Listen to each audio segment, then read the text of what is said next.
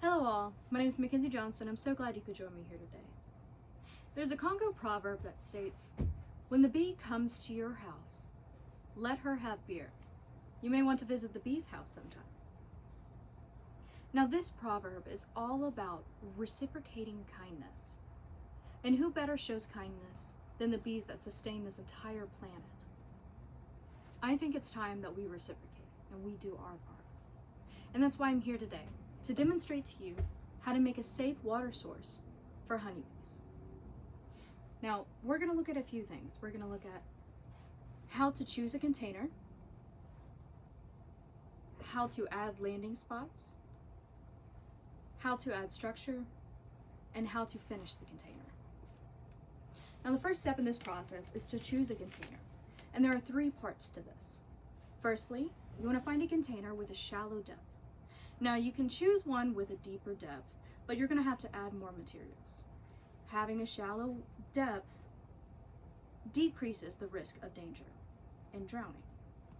So, following this, once you have your shallow depth, your second step is to check for water retention. Of course, we want it to hold water, so make sure that it's not going to seep out and there's no holes in your container. If you have the perfect container but it has holes or it's porous, you can always add a liner. And the third part to this is you have to make sure that your container can be put in the weather. Now, for all of these parts, I find personally that a bird bath or a shallow planter pod are perfect. And the second step to our process is to add landing spots. And there are two parts to this. Firstly, you want to gather your sticks. Now, I personally collected these from my yard, which is a wonderful option if you have it. If you do not have it, you can always go to a local nature preserve, a park, or anywhere really, and collect sticks off the path. It helps them and it also helps you. And then the second step to this is we're going to place our sticks inside of our container. Now I'm going to place them horizontally, diagonally, inside, across, outside, and just really get a good variety of sticks. And don't be afraid to build up, as different weather patterns are going to create different depths of water. And this can all be adjusted later, so you just add in as you like. And as you see, I'm adding a lot here because I'm hoping for a lot of attraction for the bees. And when these break down, they're going to create a nutrient-rich water, which will promote algae, and it's going to be wonderful for the bees. They love all that.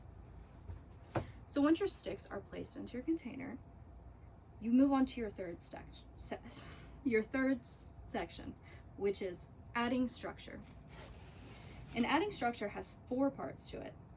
Firstly, you're going to collect your rocks, your marbles, and your stones. Second, you're going to add rocks.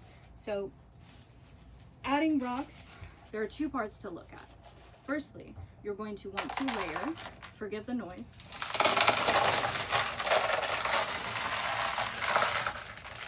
you're going to want to make sure that there is a good layer of rocks throughout your entire container, as this is your main structure and it's going to hold everything all together.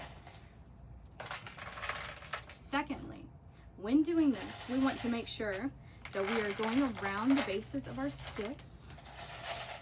And from here, we can also move sticks around and push them in to add more of that structure. Surrounding our sticks to make sure that they are nice and secure. Now, the third step in this process is to add in our marbles. And there are two things to look at here, two options I should say. Firstly, you can do as I am doing and scatter them lightly throughout your container. And this adds just a little pop of color. Not much, not too little, and we know that honeybees love color.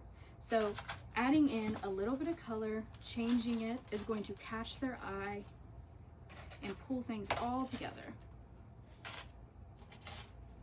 Or option two, you can cover your entire base with marbles. This is your container.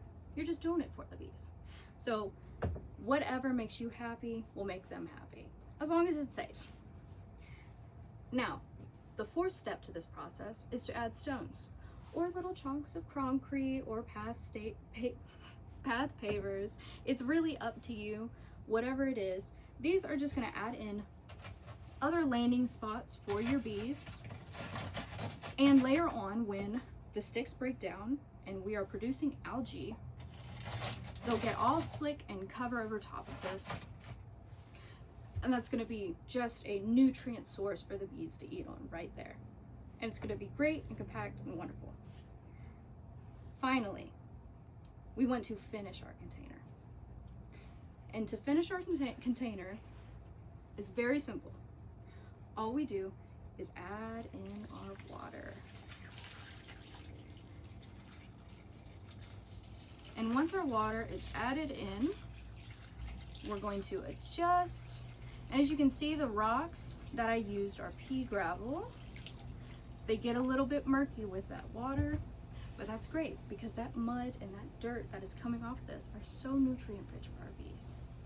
And from here, we can adjust anywhere that we feel like isn't peeking out great. And there you have it, a little container for our honeybees. It is that simple. And that's why I'm here today. It's not to show you that this demonstration is some complex thing that's going to leave you with questions. It's to show you a demonstration that is simple. And it is that easy to help our honeybees. So now that you've learned how to choose a container, how to add landing spots, how to add structure, and how to finish your container, maybe you can share this with someone else. And I leave you with this quote from Leonardo da Vinci. The experiment of men is like the ant. They only collect and use. But the bee gathers its materials from the flowers of the garden and of the fields, but transforms and digests it by a power of its own. And with this, you can aid in the experiment and the craft and help the power of the bee. Thank you so much.